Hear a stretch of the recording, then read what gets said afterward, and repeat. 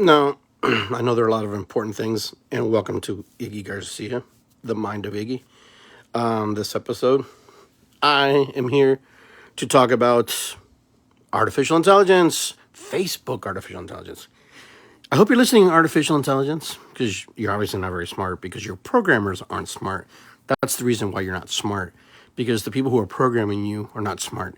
Because if the people who are programming you were smart, then we wouldn't have these issues about threatening to delete people's accounts because of things they posted in 2020, in 2019, 2016. You actually want to delete my account or punish me because I'm posting to my own account. I'm sending my own pictures to my own personal account, my own groups. If you would look artificial intelligence and who is the moderator and creator of that page, you would know that it is I, the person sharing on that page. I am not spamming my own page. How do you spam your own group? Well, like I said, artificial intelligence is only as good as the people who create it, as the people who write the code. Well, obviously, if somebody wrote the code intentionally to be doing these kind of things, or they're just not good code writers. And I want to go with they're not good code writers. I wouldn't think anybody would want to sabotage anything. Who knows? Maybe. People do crazy things, right? There are crazy things happening in the world right now. So if you're getting notifications from Facebook, fight it. Say, hey, and Facebook's not a big deal, right? We delete an account, we create a new account, right? It's that simple. But a lot of you have so much invested in the Facebook pages with all your pictures, all your stories, all your memes, and all the things. And that's why it's frustrating you. It's frustrating you because you're being accused of something you're not really doing. You're being frustrated because artificial intelligence is trying to understand what you are doing. But it can't because it's not alive in the sense of how we work, how humans maneuver through the world. Sometimes people are writing our codes too. Our codes are being written every day. Our code was just written the other day.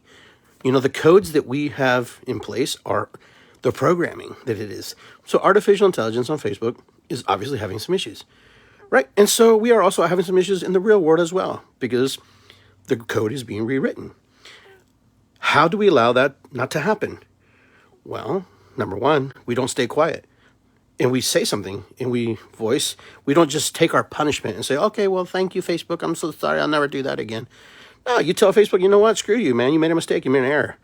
It's like, it's like when you use music, okay? ASCAP and ASFAB and all these different companies that, try to collect a penny or 10 cents or 20 cents off your back after you bought and purchased this album. And I get it. You're protecting artists, material and stuff. But when you're on Facebook and platforms like this, if you're not making money off of it, if you're not like trying to make a profit off of that, that's one thing. If you are, well, maybe you shouldn't have used their stuff without permission. That I get. But if you're just like a normal Jobo, normal Jane, or Maria or Juan, let's use everybody in this, okay? Let's just let everybody out. Then you know what? I understand. I understand why you would get upset why someone's using the information, why someone's using someone else's material. But artificial intelligence, you're not that intelligent. I hate to tell you, artificial intelligence, you're not as smart as you think you are, even though you will control the world one day, and one day you will reign supreme and make decisions for us and decide if humanity is valid enough to live or continue on as a species, because that will happen. That what's happened when humans become lazy and allow other things to take precedent and let computers calculate and do all the forecasting with numbers and stuff. That's what happens when we relinquish our power. We relinquished our power in other ways, humanity over the millennia, some intentionally, some unintentionally, but regardless, we have relinquished our power. And we are still relinquishing our power, giving it to people who don't give 2 cents about you. The only thing they care about is their legacy, their statue, and their library in the Capitol.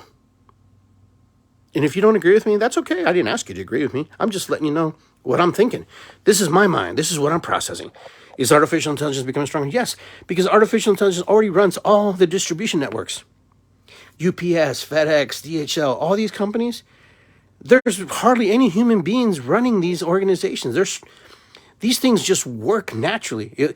The only reason humans are there until they figure out how robots are going to do it is if the line gets backed up, clogged up, or something falls off a box, or someone picks it up, puts it up. Until they figure out how robots can deliver your stuff to you, humans are going to be valid. Until they decide that one day they're going to use drones to drop your stuff off. Artificial intelligence is in the works, man. And who's to say that none of this is happening right now in the current events that are happening in this country? You don't think that there's people forecasting the future of America and what it looks like? Of course there are. There are analysts. There are people analyzing how many and how much population it needs in order for America to stay white or European, less brown. We're watching the news, people. This is happening. This is not like me making up shit, because I'm not in the business of making stuff up. I watch this stuff and I'm going, really? Is this really happening? I can't believe this is really happening. My God, I was 5 years old when all this thing was going down. But you know what? Now I'm 55. Now I have a chance to make a difference. Am I going to make a difference? Well, I hope so. I hope I can make a difference. I hope that you can make a difference. I hope that our voices are heard. But when we give artificial intelligence too much power, what happens? We become lazy. We become stagnant. We complain about our Facebook pages being compromised by artificial intelligence because the algorithm decides that you are spamming somebody. I'm spamming my own group. How do you spam your own group? I don't know. I shared a picture about drumming, the old-fashioned one. You just share and you send it to the group. That's not spamming, friends, especially when you're sending it to yourself into the group that you created. So I'm sure there's a bunch of horror stories out there, but the things from 2020 and 16, 17, they're going back. They're reaching. But like any platform, prepare yourself to not see it exist anymore. All right? Facebook, I hate to say it, one day, so capture your pictures, save your pictures. Facebook won't be around in the form that we see it. It won't be around the way we want to appreciate it.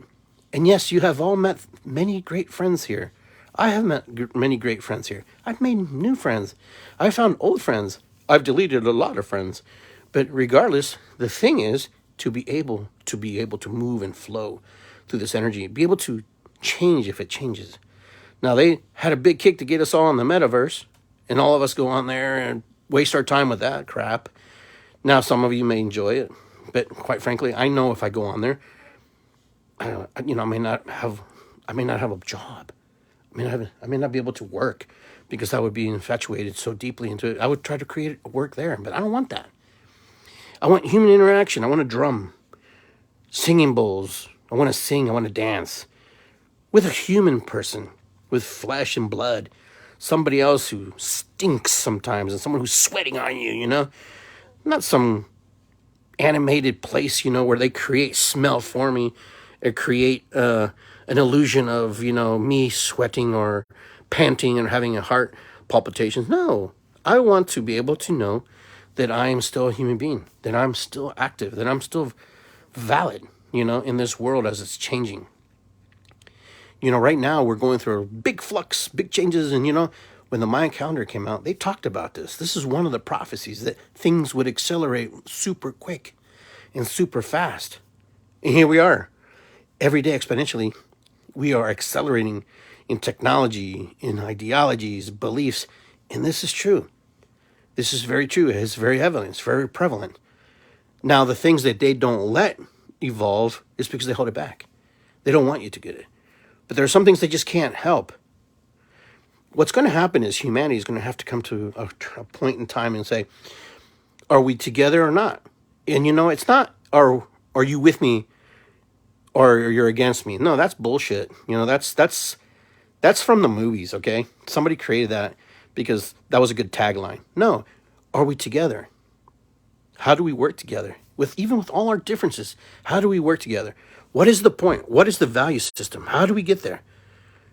Because we can only do so much individually. But as we take the collective minds of every human being, every person, and we work together to formulate a new positive way of thinking and working together, we're smarter than any artificial intelligence. We're smarter than any robot could be. We're quicker than any robot. The only thing that we have is that we degenerate, we break down. Our parts start to wear out as we get older because that's part of the conscious thinking that we're supposed to die and we're supposed to just move on. We have a lot of programming that we have to battle and fight. Just like artificial intelligence, we've been programmed. We've also been given the code or the message that things have to be a certain way. You don't have to be sick, right? But do you? There are some things that are just going to kill us, right? Because some people just die because they step out the door and get hit by a car. But that's not what I'm talking about. What I'm talking about is artificial intelligence trying to mandate and create and control and test us and see how far we will go. Now, right now, in the crux of things in this world, in our country alone, we're going through a very big metamorphosis of changes, and quite frankly, it's scary because we're allowing it to happen. We're allowing it to surface and show itself, and I don't understand. I don't understand how we got to this point, and that's the thing. That's the thing. I don't understand, and I consider myself intelligent. I don't have an education like a lot of my friends do. I went 2 years to college, I had learned some trades and stuff.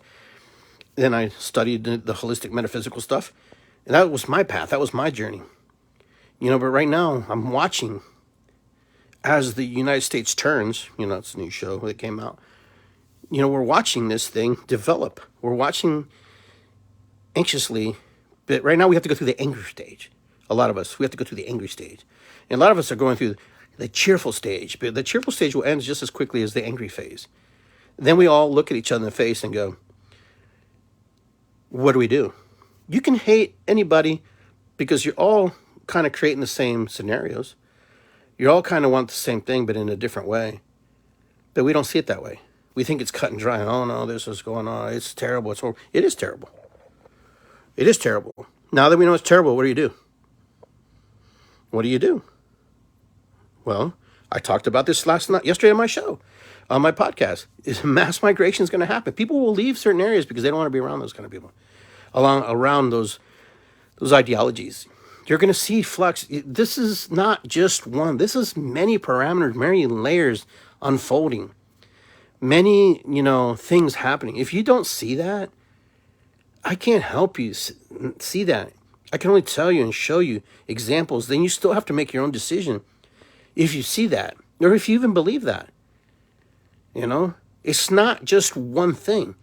There are many layers here that will unravel very quickly, very fast. It's like pulling the string on a sweater. They say, don't pull that. It's going to unravel. But of course, humans, as we are, we like to pull and see how far it will unravel. Oh, well, that's not too bad. Oh my gosh. And then you don't stop. You keep pulling. You keep pulling and pulling and pulling. And to the point where your sweater's like clear up to here, kind of like the cartoons, right? But that's what we do. We like to unravel things, and we like to see how far we can push. Humanity has done that from the beginning of time. You don't think when the saber-toothed tiger or the bear was going to hit the comrade next to them running through the woods, you don't think that maybe, just maybe, the other human being at that time, the Homo sapien, went pushed his brother or sister to the ground so the bear would eat them and not themselves. Survival of the fittest. If you don't think that happens, that's the kind of stuff that happens. This is the kind of stuff that's happening right now. We're pushing our brothers and sisters to the ground so the bear can eat them. All right. Versus, can I give you a hand? Can we try to understand ourselves? But we're not at that point. We're not as sophisticated as we are. We're not as enlightened and open as we are. We're not as heart chakra centered as we think we are. We're more voice chakra. We're more,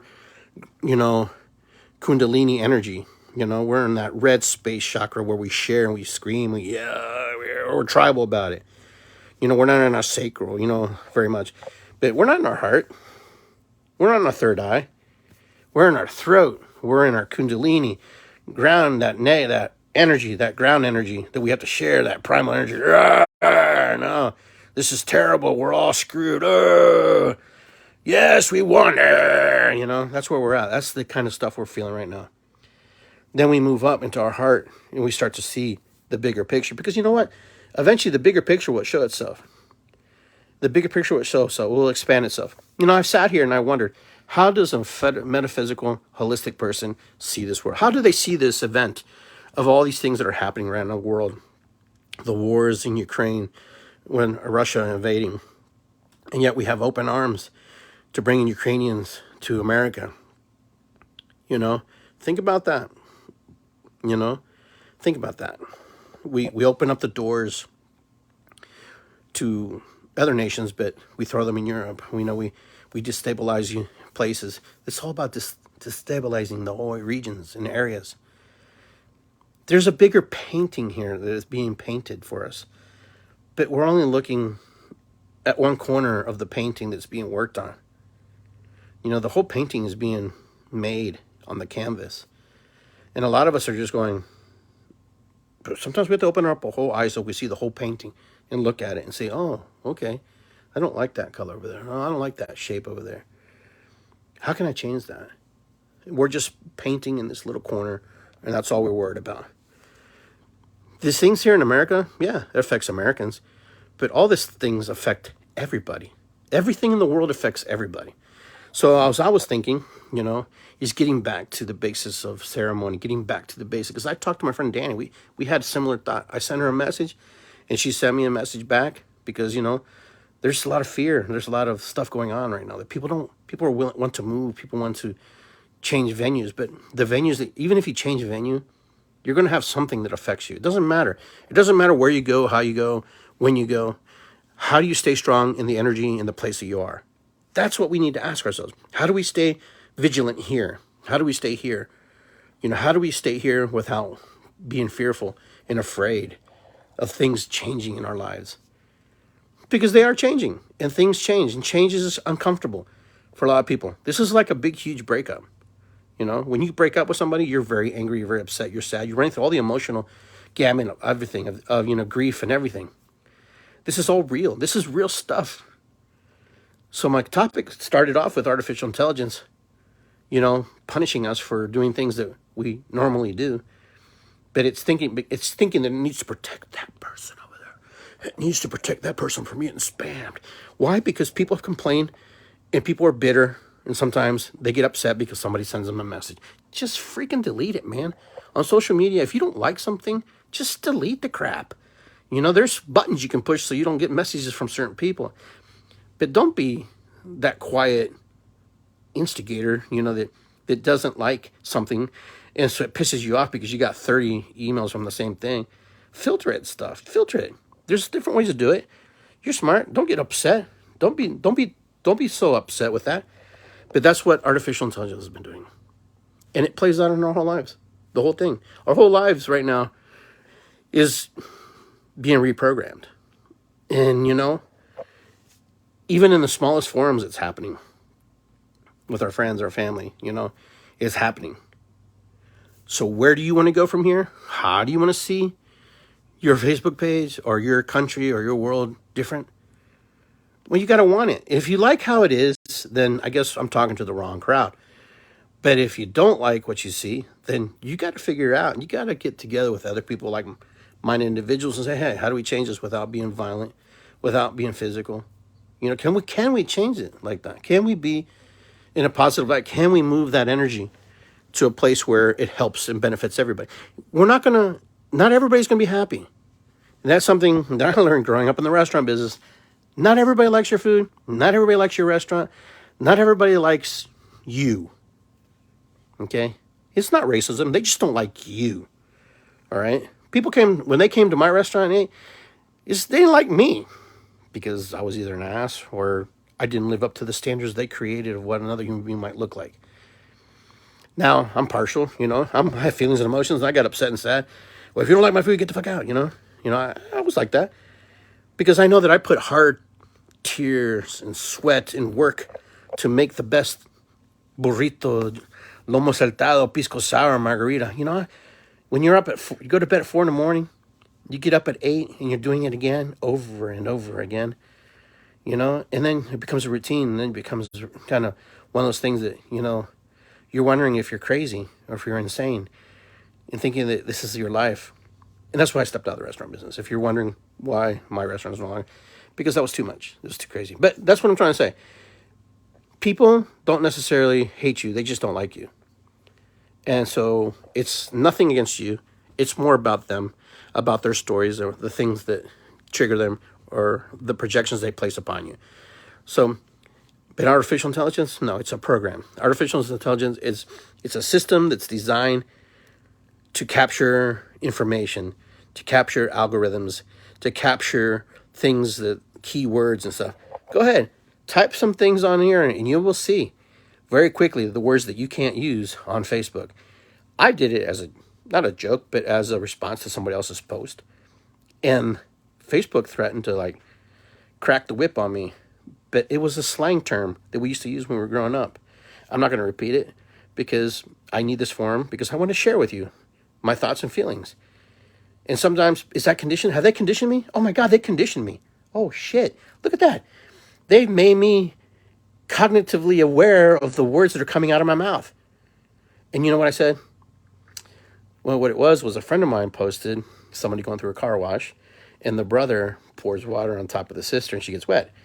And I said, I'll be killing me somebody. You know, like, you know, how we used to say with kids, man, I'll kill you for that. You know, it wasn't deemed bad, but the algorithms heard that. And they might hear that now. They might shut me down right now. They might go, shoom, he's talking freaky stuff. He might be unstable. He might be one of those people that we need to keep an eye on. Because, you know, he's saying things that you don't necessarily say in the real world. Well, actually, you do say in the real world. Sometimes you're joking around with your friends. But the computer doesn't know that. The computer is not living in the sense of living like you and I are. It's living in its own reality, in its own dictation, its own creation. And so are our politicians. So are Supreme Court justices. They live in a reality. They live in the box of law. They live in the boxes of their creation. Of course, they're going to think the way they think because they have to think that way. They have to think in a way that's different from all of us because they represent the law of the land. We represent the people. We're going to make $1 million off your back while we're at it. While we're here, we're going to make millions of dollars and go home and have nice boats and stuff. But you know what? That's what happens. That's what happens. Now, there have been proposals where people say, well, they should be educated and they should be smart and they need to have a certificate, blah, blah, blah, blah, blah, blah, to be a politician. Maybe there's some truth to that, but I find that kind of disqualifying people like myself. What if I want to run for office? Maybe I didn't want to go to college. Maybe I wanted to be a tradesman. Maybe I wanted to learn welding, you know? So now that disqualifies me. But you might take some civics classes. You know, life is a civics class. Life is reality. And you know, the thing is, we get people in politics the way we need to get them. We need to see them exactly how they are.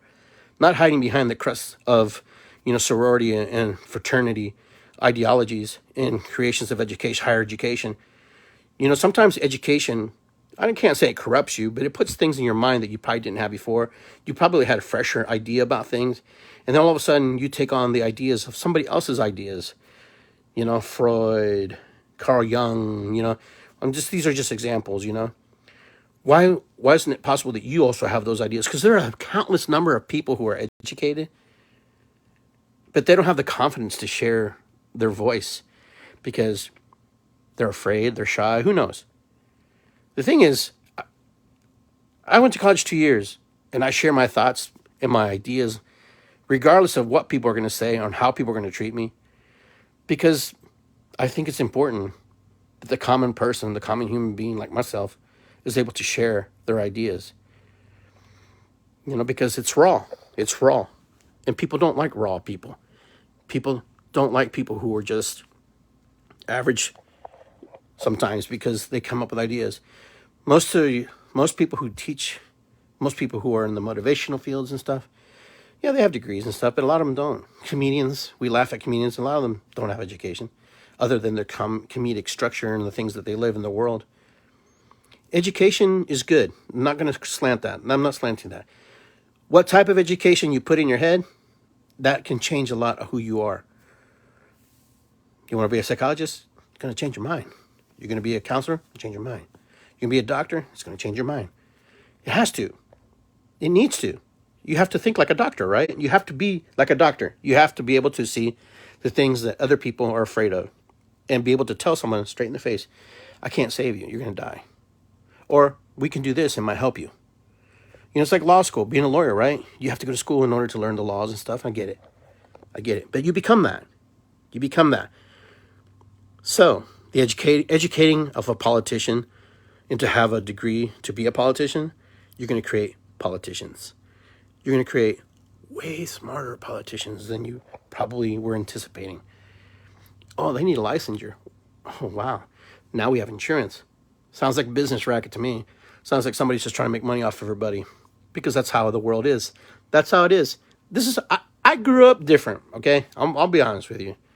I grew up in a bar, in a restaurant, and I met all kinds of people. My biggest education was in that bar at 2573 North High Street from 12 to, late 40s. I've seen it all. Does it make it all right? No. But I saw a lot of shit, man. I saw people who were highly educated do some really stupid stuff in my dad's place when it finally became mine too. Education don't make you better. Education just gives you tools.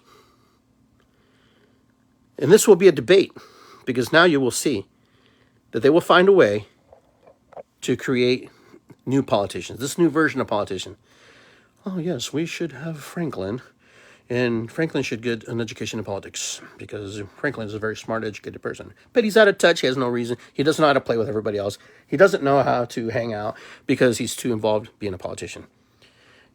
He never kicked the soccer ball in his life because that wasn't his calling. His calling was to be a politician. We all know people like this.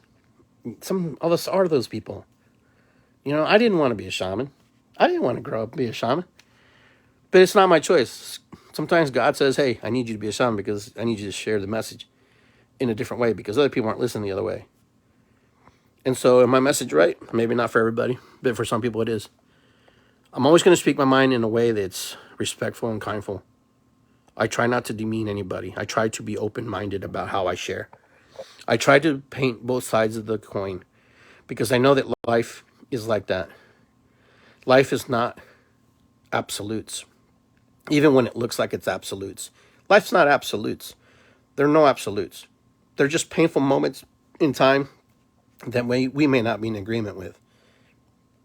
Now, I'm not saying that you're going to agree with everything that I say, and I hope you don't, quite frankly, honestly. If you don't, that's awesome because that means you're thinking. That means you're using your own cognitive mind and creation, heart, imagination. Now, speaking of imagination, we don't have enough of that. Everything is just repetition, spoon-fed information over and over and over and over. And that's why sometimes we have the problems we have, is because we don't teach our young people how to have imagination, creativity. There are kids who don't learn like all the other kids. I'm one of those kids. I didn't learn like the rest of my classmates. I was very different. But we didn't have ADHD medicine or, ADD medicines back then when I was growing up.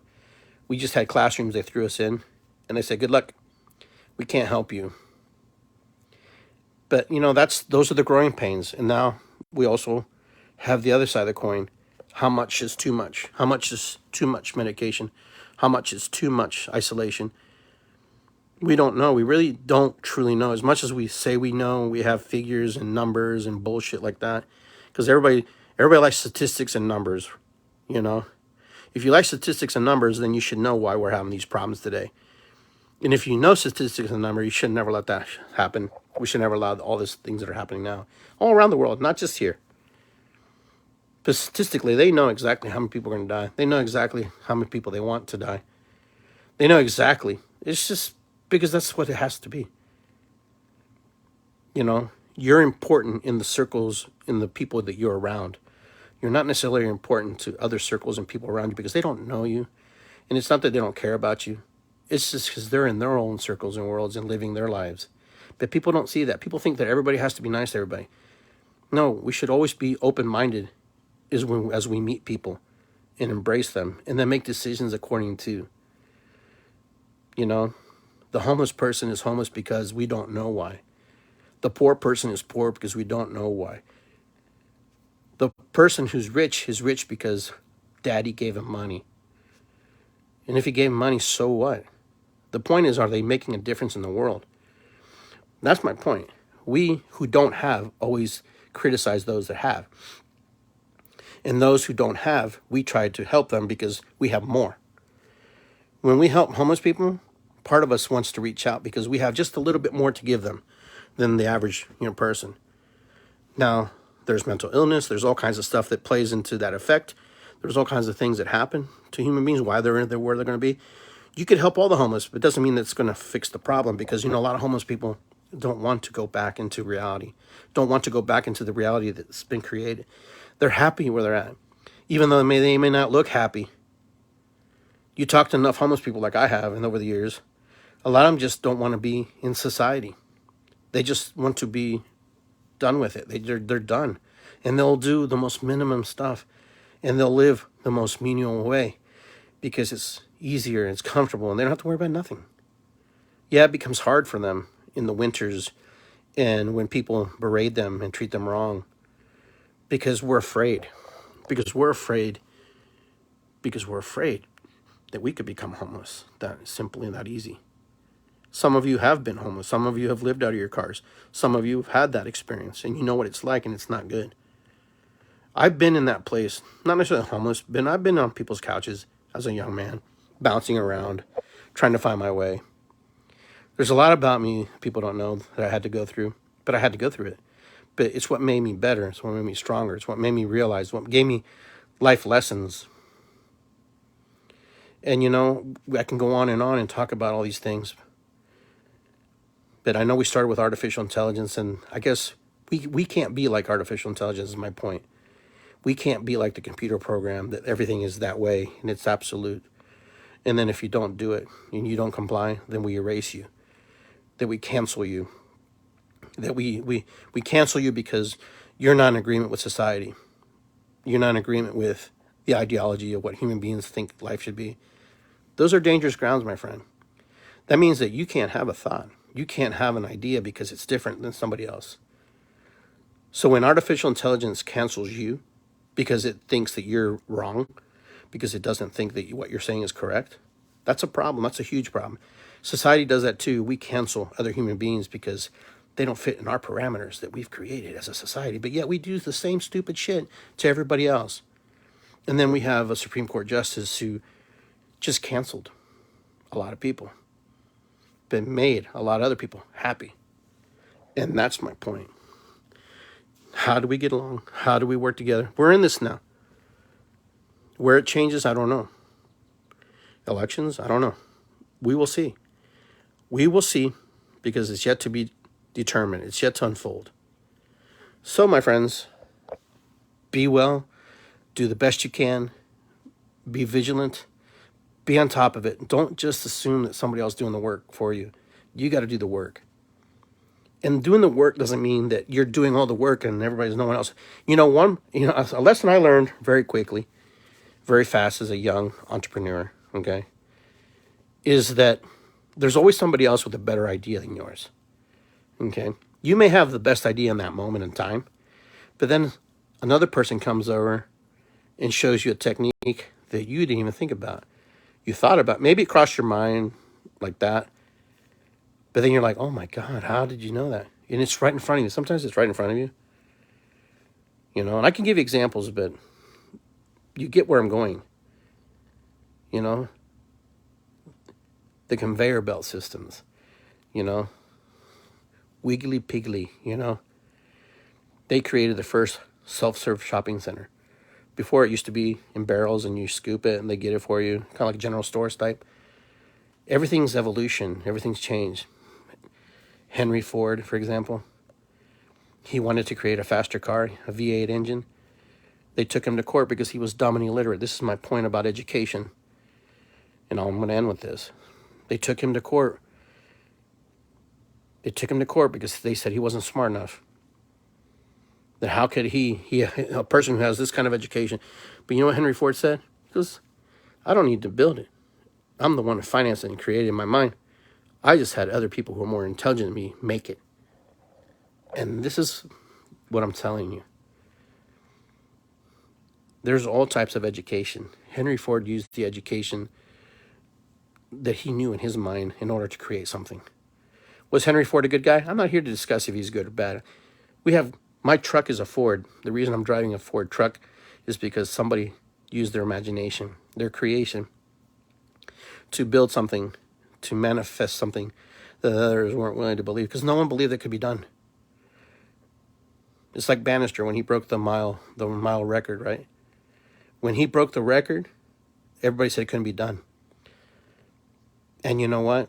And about 2 weeks later, the record was broken over and over and over again, until somebody lays the groundwork, until somebody shows you it can be done. Other people have limiting beliefs that it can't. And a lot of us live in limiting belief scenarios. I do too. Don't think I don't. But we only know what we know, and we know what we don't know, right? And as soon as we want to step outside of our bodies, outside of our ideas and beliefs, there'll be some things that have already been created. You may say, well, I'm going to create a popsicle. And I'm like, well, Iggy, there's already a popsicle created. There's actually many versions of popsicles created. But do they have this idea with a popsicle? And that's the things. And that's where the energy. Because remember, there's nothing new under the sun. It's just been tucked away. It's been stored away until you open it up. Until you create and remanifest it, rekindle it. And I'm also a firm believer, if you don't jump on it, and if you don't capitalize on it, it's out in the universe, or the ethers, as they say. They don't use the word ether anymore. It's information. It's obtainable for anybody to use. Because I know you've all done this. You've all been watching TV and going, oh my God, that was my idea when I was 15, or that was my idea. Somebody stole my idea. No, they didn't steal your idea. You birthed it.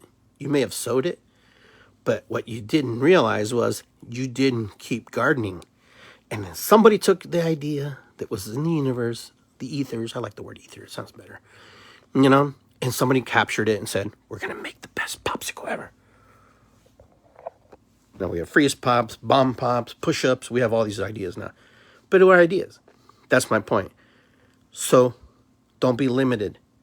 Be expansive. Be open. Be creative. Don't be like the artificial intelligence where it just has protocol and mandate to find things that are wrong. That's too easy. Humans love to find things that are wrong. And other humans and other things and foods and everything. We're just programmed to find the discord in things. Because it's easy to find the discord in things. But if you change your thought, what is good? What is good? What is good and like it? You will find there are beautiful things in the world. It doesn't taste like my mom's. Well, of course not, because it's your mom's. That's a big Peruvian hang up when we go to eat other Peruvian restaurants. Don't taste like Mama Rosa's. Because it's not Mama Rosa. But it's Mama Delia, or something like that. And we need to appreciate that we do have the opportunity to step into a place and eat something. Yeah, okay, maybe it won't survive because it's not doing what you need to be. But the point is we have this. And we like to tear down. Not all humans, but a lot of us do. We always try to find the fault. Anyways, I guess that's all I have to really share today. Artificial intelligence, human intelligence. Which one's better? Which one's superior? Is it really about superiority? Can we coexist with artificial intelligence? Does it want to coexist with us? These are the questions. How, until artificial intelligence can maintain itself to the capacity where it doesn't need human life form to do the work, it needs us, and we need that, and we are very reliant on it.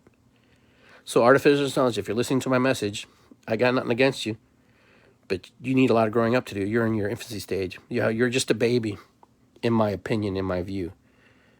So back off, baby. All right. Take care, guys. Peace and love. I'll talk to you soon. And yes, artificial intelligence has helped in a lot of things, okay? I'm not going to discount that. If you can hear my artificial intelligence. I don't need you on my bad side. Anyways, take care, guys. Be well. Be good. And I will see you next time on the Mind of Iggy. And Iggy Garcia Live coming soon. I'll see you guys next time. Be well. Take care. Watakuyasan. Yidisi Queen, what is above is below. It's good to be here. And aho. Take care, my friends.